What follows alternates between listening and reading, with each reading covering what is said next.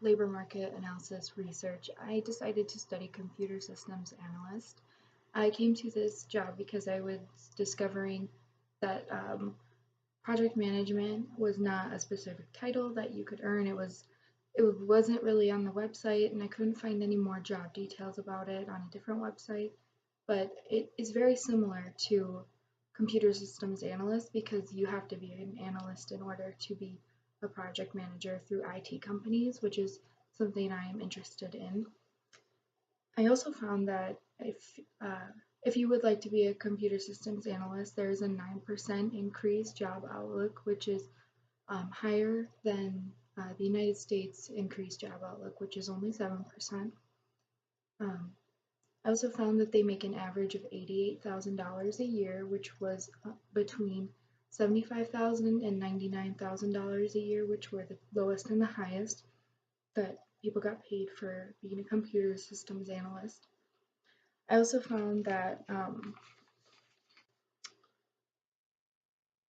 my interviewee was my mother. She had worked for a company, an insurance company called WPS. She was the senior director of info systems, but before that, she was project manager. Uh, Her job consisted of many things like meetings, design system softwares, developing return on investments for certain projects. She also had to create and deliver many different websites or softwares. She also had to communicate with the executive leadership, release software, and to test the software in order for the upgrade to be successful.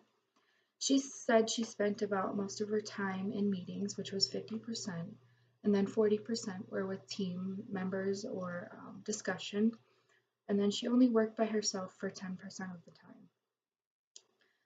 time. She also was able to staff budgets, scope, and design projects, which were also had to be made priorities.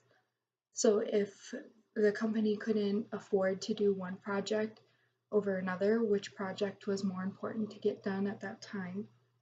She also had to hire, fire, promote, and award bonuses to her employees.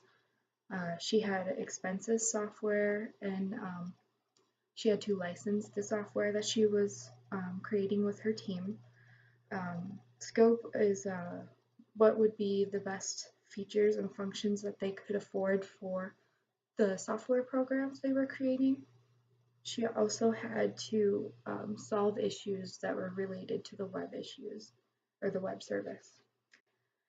Her most critical skills were technical knowledge, leadership, problem solving, and innovative thinking, while also having to build relationships, be compassionate, have patience, to listen, to have basic intelligence, to be able to compromise. With all of what my mom or my interviewee told me, she also told me that because she has these things, she is up for a CIO position. So she compared this to being promoted. If you stay involved, keep your relationship strong, and have patience and compassion for what she was doing. And if you have all of these things, you can advance really well. To advance, you would start as an analyst, then go to developer, then be the project manager. But sometimes analysts can go from being an analyst to an architect to managers, and they could learn different technologies along the way. She says the keys to the advancement are like showing results for what you've created, building relationships with leadership, and having education and training. She said that the best part of the job was solving a business problem and saving money for the company and making sure that people had what they needed and the money that came with it. Um,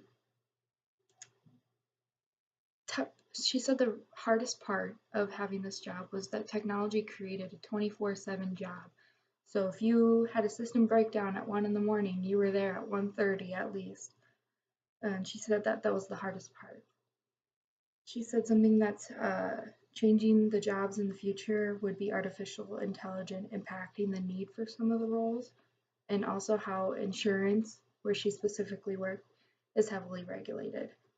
So those two things impact her job a lot. So she said the best advice to entering this occupation was to be curious about technology, to teach yourself these new technologies, and to understand the business that you are working for. And my personal question was, what recommendations would you give me to further my education or to advance in the job even healthier and steadier? And she said that if you just wanted to be an analyst, the best way to get an analyst job would be to be with a bachelor degree. She also would recommend, for positions similar to hers, a master's degree. And I found this important to myself is because I like organizing, I like talking to people, and I really like working with others, and I really like technology, and so on and so forth. So I found this job something I would be really interested in, and probably a lot of other people are interested in it because of the pay. Just kidding. But I found this to be very important, and this could help me in my future with knowing what to expect out of classes or even my employer if I can get the degrees I need to advance in such a field. Thank you.